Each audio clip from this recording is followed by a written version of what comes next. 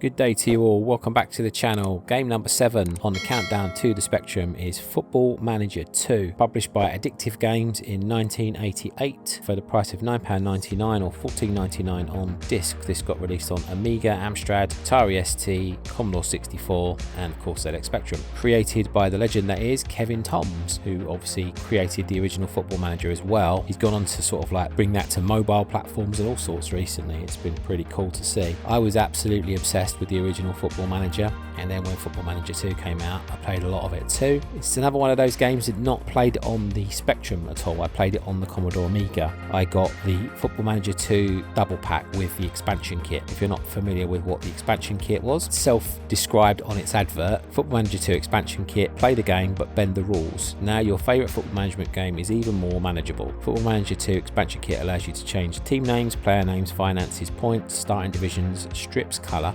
except on the PC, which is a bit of a weird one. Sponsor names, cup competitions, specially saved international games. Football Manager 2 expansion kit is a must for thousands and thousands of Football Manager 2 fans. So that's what the expansion kit was all about. I don't actually know if we get that included with Football Manager 2 on the Spectrum. Probably not, I'm assuming. They didn't show pictures of the double pack with both in, they just showed Football Manager 2, so I'm assuming that's what we get. I don't know if it'll be easy enough to use the expansion kit to change things. Really not sure on that one, but yeah, me and my brother played a lot of this on the Commodore Amiga and we loved it on there. So this is going to be an experience playing it for the first time on the Spectrum, but always willing to give it a try. So I'm looking forward to seeing how it compares. Probably not, well, I can't say it's not my favourite management game on the Spectrum because I never played it on there. I played Tracksuit Manager probably the most out of any. Soccer Boss as well was another game I played a lot of, and the FA Cup game. Because of the FA Cup draw, it was so exciting to play that game. So I never really played Football Manager. Again, it came out in 88. By then I was kind of moving towards the Commodore Amiga. I got my Amiga in 87,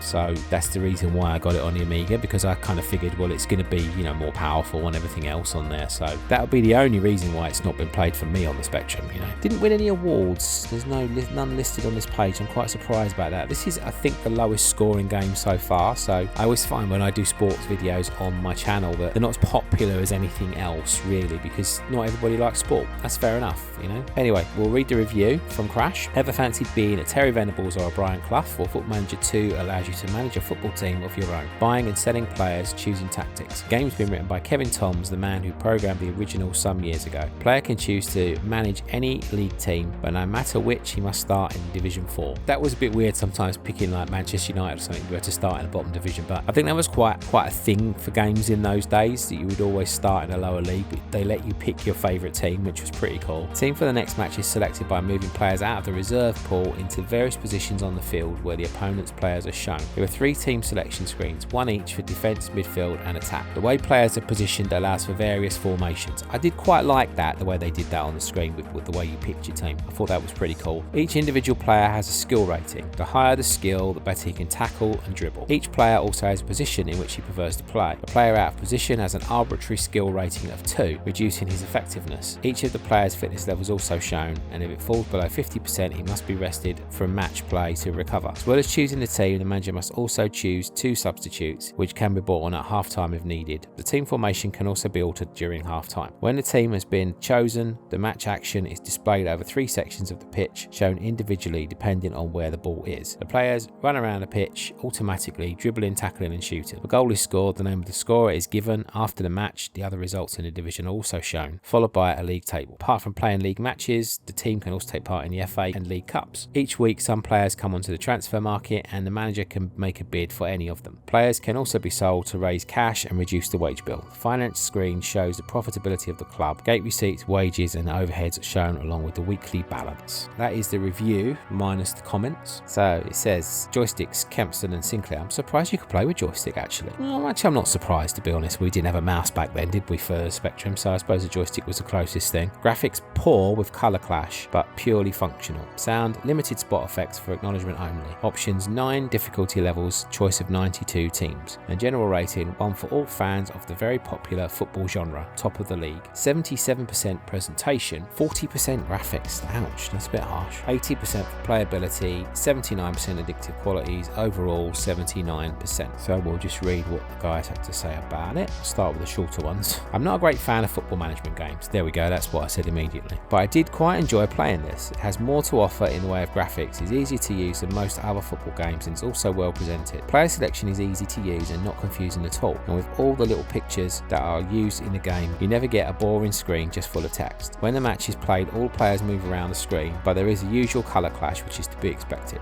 Football Manager 2 is a great improvement over Football Manager because of all the enhancements Addictive have put into it. You can now do man-to-man marking, there's a full 92 team league and a display of who scored. For all Football Manager fans, Football Manager 2 is an essential purchase. 72%. So for someone who enjoyed playing it, that's a fairly low score. I suppose 7 out of 10 isn't that low. It's taken a long time for the sequel to the classic original to arrive, but Kevin Toms has managed to make a big improvement to it. Graphics are good for this type of game, with plenty of little players running around the screen, although there's a lot of colour clash. The best thing is the positioning of the players and the fact they appear in the right area of the field during the game. The way the teams actually play isn't brilliant, with the players bunching up and all chasing the ball at the same time. A bit like Wimbledon without the fouls.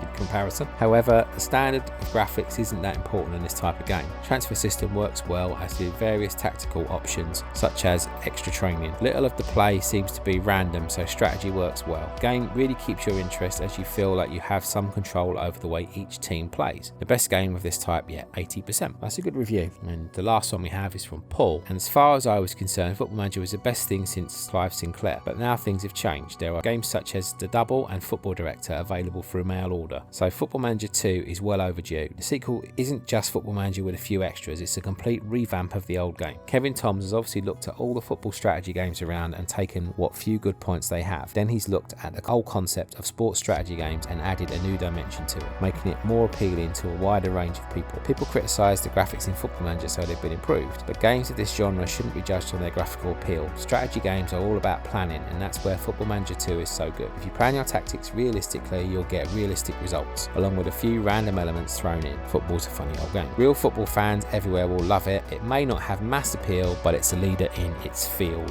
82%. And I think that's the conclusion you have to draw from games like this. If people are into football, then they're going to enjoy it, and this is definitely a good one. However, obviously, you've got to have an interest in the game itself. If you don't, then you're not going to enjoy it. But it's the same for any game, isn't it, really? I mean, if you're not a fan of platform games, for example, you're not going to enjoy Manic Miner and stuff like that, you know? So you've got to have an interest in it for it to be viable, haven't you? I think there's a place for all these different types of games on a machine, particularly if you're like putting 48 games onto a computer. There's a definitely scope there to put some fantasy games, some adventure games, some sports games, some platform games, you know, just mix it up a bit. Football Manager is definitely one of the better ones out there. Like I've said, I've not played it on the Spectrum, so I can't comment on the Spectrum version as such, but I remember back in the day, I used to have a blast playing it on the Amiga, and until like games like Championship Manager started to come out, this was the best that we had available. So I personally think it's going to be good. I'm going to give it a go for sure when I get my Spectrum. Whether it will stick with me for a long time, I don't know. As I always say on these videos, let me know in the comments if you've played it, because I would prefer to bow to your experience if you used to play this all the time on the Spectrum. But I'm looking forward to getting into it on the Spectrum. So yeah, let me know if you've played it and let me know what you think of it. As always, I'd be interested to hear from you. Thank you so much for watching, everybody. This is game number 7 out of 22.